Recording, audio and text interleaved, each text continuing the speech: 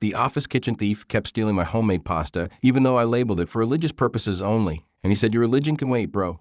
So I cooked an entire pot using 14 cloves of garlic and pureed anchovies. He took one bite, gagged, and filed a facilities complaint that backfired.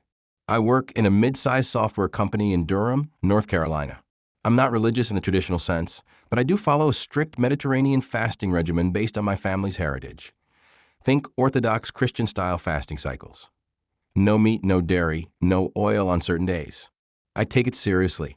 Every Monday, Wednesday, and Friday, I bring a specific homemade pasta that follows those rules. I label it clearly. For religious purposes only. Please do not touch. Now, office culture around here is, let's just say, loose. The kitchen is communal, and people sometimes forget their manners. But in my 5 years here, I've never had an issue until Kyle joined the team. Kyle's in sales. Loud, cocky gym rat energy. One of those guys who does protein shakes at 10 a.m. and brags about eating clean, but also steals fries off your plate at lunch. He started a few months ago and immediately became the guy everyone avoided during team lunch meetings. Anyway, the first incident happened on a Friday. I go to the fridge around noon, ready for my usual garlic, olive oil, and tomato linguine, simple, fresh, and spiritually important to me. Container missing, not a crumb left. I asked around. Most people shrugged. A few seemed uncomfortable, like they knew but didn't want to get involved.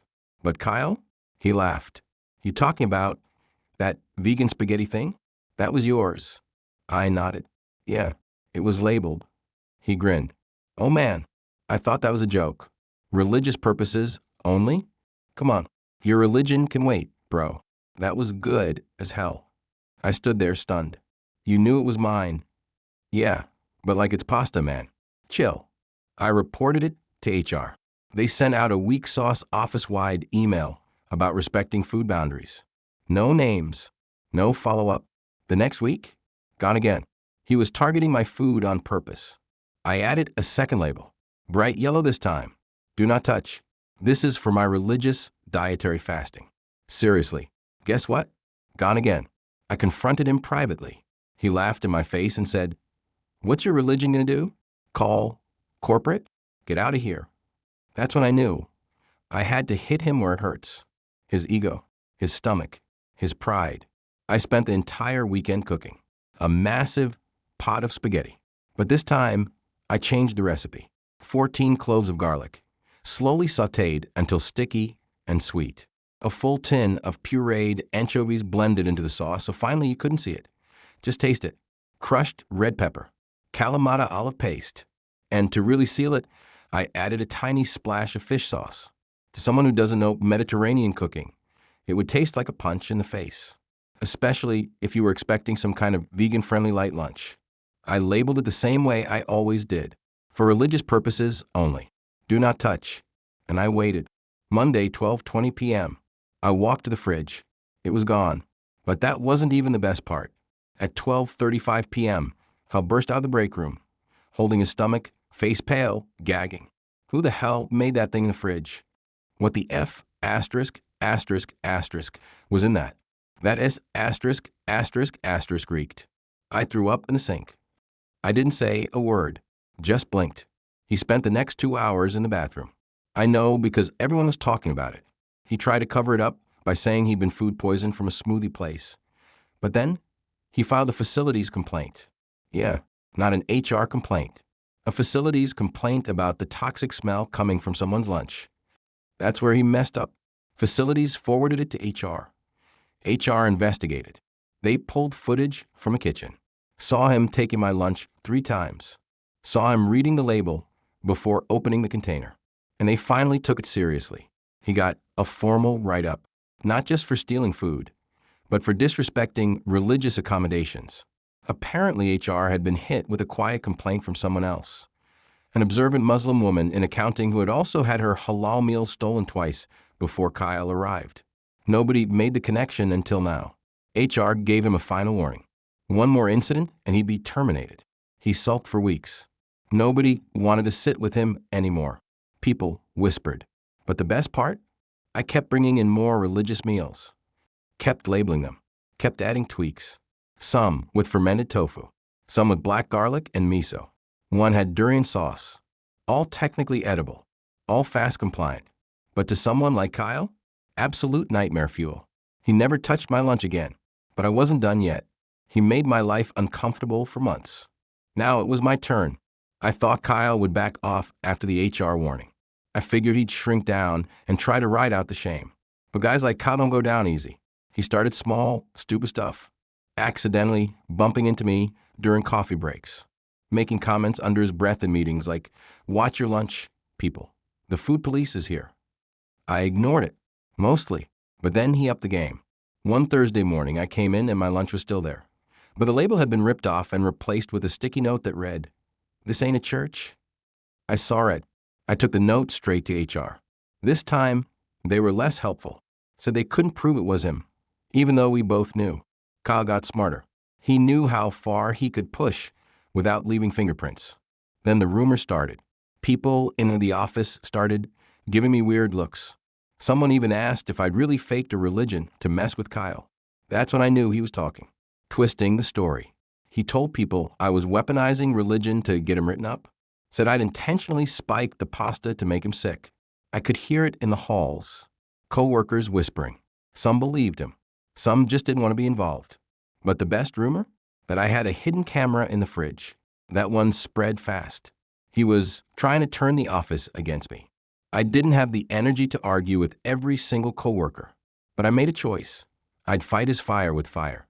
Quietly, I started documenting everything. I took pictures of my meals with timestamps. I saved every weird, sticky note. I wrote down every suspicious comment and strange look. I created a paper trail. And when Kyle knocked over my water bottle one day by accident and said, "My bad, guess I'm just clumsy," I made note of that too.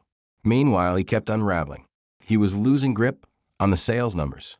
That ego of his, it relied on praise. But once people stopped clapping for his nonsense, he started to crack. One afternoon, I overheard him yelling on a call, something about his commission being docked. Apparently, a client canceled, said he was too aggressive. I wasn't surprised. I kept my head down. I did my work, but inside, I was planning something bigger. That's when an opportunity fell into my lap. Every quarter, our company hosts a team-building event, potluck style. Everyone brings a dish. You know where this is going. I signed up to bring a large tray of baked ziti, but not just any ziti, my mother's old recipe. Spicy, rich, layered with eggplant and anchovy paste. Entirely meatless. Delicious to anyone with a Mediterranean palate, but very specific. You'd either love it or gag. I brought protein bars. Of course. During lunch, I watched him on my tray. He asked someone who brought the lasagna. Not lasagna. Ziti, someone said. Kyle didn't ask who made it. He just grabbed a plate, took a huge bite, stopped chewing, face twisted. "Yo, what the hell is in this?" "Anchovies," I said casually. "Traditional recipe. Religious."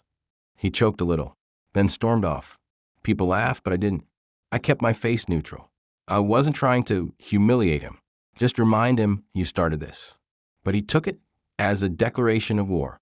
The next morning, someone slashed my computer desktop background, replaced it with a photoshopped picture of a Bible with a cartoon devil on it. My password had been changed. IT had to reset it. Still, no proof it was Kyle. That's when I made the call. My cousin Nate lives in Charlotte. He's not a hacker, but he's good with security systems. I asked him to help me find out how Kyle kept accessing my stuff. He helped me figure out. Kyle had watched me log in one day, shoulder surfed my password. Childish, stupid, but effective. We changed everything. Two-factor authentication, password vault, the works. Then I left a trap. I made a fake document called HR Follow-Up Kyle. Put it right on my desktop. Left my screen unlocked when I went to lunch. Watched him from across the break room through the reflection on the microwave. He opened it. Boom. Screen capture software triggered. Nate had helped me install it. Screenshot. Timestamp. Caught red-handed. I didn't take it to HR right away. I waited. Let him dig a little deeper. He kept getting bolder. More little notes, more messed up keyboard settings. Even swapped the keys around once. Real high school garbage. But now, I had a folder full of screenshots, video, written proof. And then the universe did something incredible. Kyle slipped up. HR called a meeting, new policies around religious accommodations, sensitivity training. Kyle rolled his eyes, muttered loud enough for the room to hear. What's next? Praying before lunch? And that's when Amber from accounting spoke up. Maybe we wouldn't need new policies if someone hadn't been stealing food marked for religious use and harassing coworkers. Silence. HR was in the room. Kyle froze. That's when I sent the email. Subject line. For HR documentation Kyle's behavior. Attached, 14 screenshots. Timeline. Summary. Screen capture of him opening the fake file. They called me in the next day. I gave them everything. HR didn't say much. Just took notes. Asked questions. The day after that, Kyle wasn't at his desk. His stuff was gone by Friday. No goodbye. No announcement. Just silence. But you'd think that was the end, right? It wasn't. Because somehow Kyle wasn't done with me yet. He had one more move to play. And this time it got personal. 2 weeks after Kyle vanished, things at work finally started to settle. People stopped whispering. I could heat up my food in peace. I wasn't that guy anymore. I was just another employee trying to eat lunch without drama. But then I started getting strange calls on my personal phone. First one was a blocked number, some guy breathing heavy. Then a hang up. Second one came the next night. Same deal. But this time they whispered, "Hope your spaghetti's worth it, snitch." I froze. Nobody outside of work called it that. Only Kyle. I thought maybe he was blowing off steam, being a coward from behind a burner phone. But then the email started. My Gmail inbox filled up with junk submissions, fake newsletters, spam from bodybuilding forums, get bigger now ads, subscriptions I didn't sign up for. Some even used my work email, but with slight changes. Then I got one that shook me. A fake job application email to a site I freelance for, sent under my name. They used my resume, copied from my LinkedIn, and submitted a message that read, "I'm desperate and will do anything, even shady stuff. No questions asked." The freelance editor forwarded it to me, asked if I was okay, said it didn't sound like me at all. I told her the truth. A former coworker was harassing me. She was understanding, but that wasn't the worst of it. The worst came a few days later, when my younger sister called me crying. She's 19, a college sophomore at UNC Chapel Hill. Sweet kid, private social media. But someone had found her Instagram and messaged her using a fake account. "Your brother's a fraud. He lies about religion to get people fired." Then another. "Tell him karma's coming." That broke me. I called her back, told her to block the account. She did, but she asked, "Why is someone doing this to you?" I didn't have an answer that made sense to her, just that some people don't like being told no or held accountable. I went to the police with everything. The emails, the calls, the messages to my sister. I gave them what I had. They couldn't do much. Said unless it was a direct threat or financial fraud, their hands were tied. Suggested I file a harassment report for documentation. So I did, but I couldn't shake the feeling Kyle was watching, that he wanted me to know he was still out there, still trying to rattle me. And it worked. I couldn't sleep. I checked my locks twice a night. I unplugged my smart TV, bought a VPN, changed my number, but still, the paranoia ate at me. Then I got a strange email from a new address, truthwatchdog2020@gmail.com. The subject, "Let's talk truth." Inside was a link to a Reddit post. I clicked it. My heart sank. Kyle had written an entire post about me on some conspiracy subreddit. Claimed he was the victim, that I'd faked religion, manipulated HR, planted spyware, and got him fired because I couldn't handle a joke. The post was long, full of half-truths, made-up details, and emotional manipulation. He didn't name me directly, but it was clear enough to anyone who worked at our company. And worst of all, some people believed him. Comments were full of crap like, "Typical HR snowflake BS. Dude just wanted to eat, man. Why ruin a guy's career? I bet this religion wasn't even real." I was furious, but I didn't reply. Instead, I did something else. I sent the post to HR, along with screenshots of the messages to my sister and the spam job applications. Then I called an old coworker, Troy, who used to sit near Kyle. He never liked the guy, but stayed quiet during the whole mess. I asked if he'd ever seen Kyle on Reddit or talking about online stuff. Troy said, actually, yeah. He bragged about running a few burner accounts. Said he used them to call out fake people. Why? I told him everything. And Troy did something I didn't expect. He forwarded me a screenshot, an old Slack message from Kyle to another sales guy that read, "If that noodle snitch tries anything else, I'll nuke his online rep. I know where his sister goes to school. Let's see if he fasts after that." It was dated a week before Kyle got fired. That changed everything. I sent that to HR. And this time, they took it seriously. They contacted legal, sent Kyle a cease and desist to the company's attorneys. They even helped me file a formal complaint with the local police citing online stalking and digital harassment, using Troy's screenshot as part of the evidence. Kyle went silent after that, for a while. Then almost 6 weeks later, I got one final email. No subject, no name, just a picture. It was a photo of Kyle's car towed dirty booted, and a note on the windshield that said, "Looks like karma came early." I didn't know who sent it, but I saved the image, framed it even. I was finally sleeping again. My sister moved her socials to private.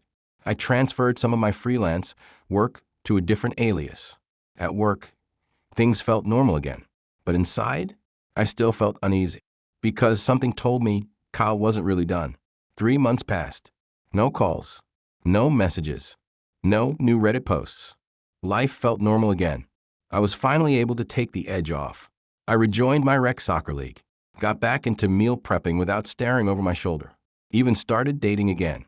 I let myself believe Kyle had moved on. But then I got a LinkedIn notification. "Kyle G. has viewed your profile." I sat back in my chair, heart thumping. I clicked his profile. It was empty. No job listed. Just a blank banner and his face. Less smug now, more hollow. His last listed job was still our company. No updates. No new connections. I checked again later. His profile was gone. Deleted. But then something happened I never expected. Kyle's ex-fiancée reached out to me. Her name was Erica. I didn't even know Kyle had been engaged. She messaged me through Facebook. Said she had something I needed to know.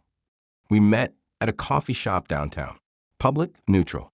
She looked tired, like someone who'd cried every day for weeks and just ran out of tears. She told me everything. Kyle was fired. That part was true. But after that, his life completely fell apart. He told her he quit. Said he left on principle. Didn't want to work for a company that defends liars.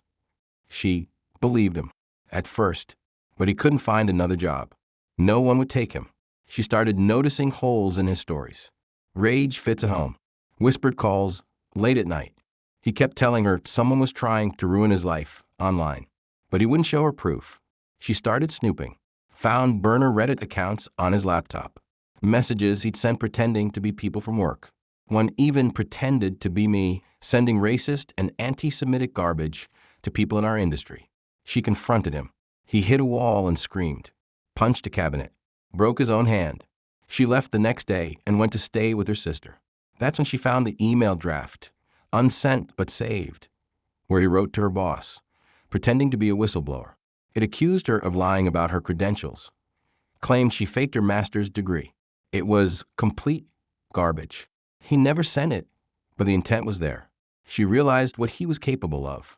She told me she felt guilty, said she wanted to warn me sooner, but wasn't sure how. But now, she was filing a restraining order, changing her name. She said she was done protecting a man who thought vengeance was love. I asked her one question. Why now? She looked at me and said, "Because I found the messages he sent to your sister. He bragged about it in a journal. Said he'd hit you where your family sleeps." That's when I knew he wasn't just broken. He was dangerous. She left that night for good. But that wasn't the end. 2 weeks later, I got another call. This time from a blocked number. But it wasn't a threat.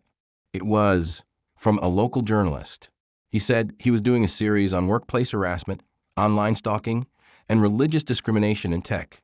Somehow Kyle's old Reddit post had ended up in a list of case studies they were reviewing, because it backfired.